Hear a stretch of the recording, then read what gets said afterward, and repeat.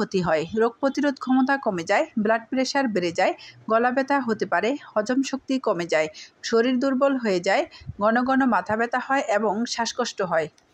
গুলো হয় হজমের সমস্যা ও গ্যাস্ট্রিক বাড়ায়, আয়রন ও অন্যান্য খনিজ শোষণে বাধা দেয়, ঘুমের ব্যাঘাত ঘটায়, ওজন বৃদ্ধি ও ডায়াবেটিসের ঝুঁকি বাড়ায়, হরমোন ও থাইরয়েডে প্রভাব ফেলতে পারে, দাঁতের ক্ষতি করে এবং নেশার মতো অভ্যাস তৈরি করে।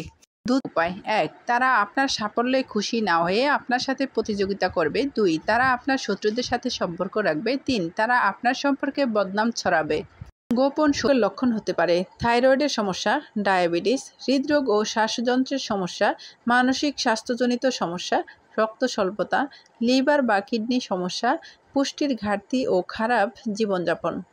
আপনি সঠিক পথেই আছেন। হঠাৎ যদি দেখেন আপনার শত্রুর সংখ্যা বেড়ে গেছে, যখনই দেখবেন আপনাকে নিয়ে কেউ হিংসা করছে, যদি দেখেন এমন কোনো মানুষ আপনার সাথে সম্পর্ক করতে চাইছে যারা আপনাকে আগে পাত্তা দিত না, যে ৩টি লক্ষণ দেখে সহ্য করতে পারে, একটা সময় গিয়ে সে তত বেশি সম্মানিত হয়। কেউ যদি আপনাকে অবহেলা করে, অপমান করে, তাহলে সঙ্গে সঙ্গে রিয়াকশন দেখানো বা উত্তর দেওয়া বোকামি।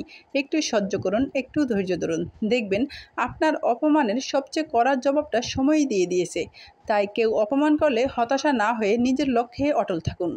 ২টা রোগ আছে, অর্থ আর স্বার্থ। অর্থ থাকলে স্বার্থ আছে, আর স্বার্থ ফুরালে কেউ নেই।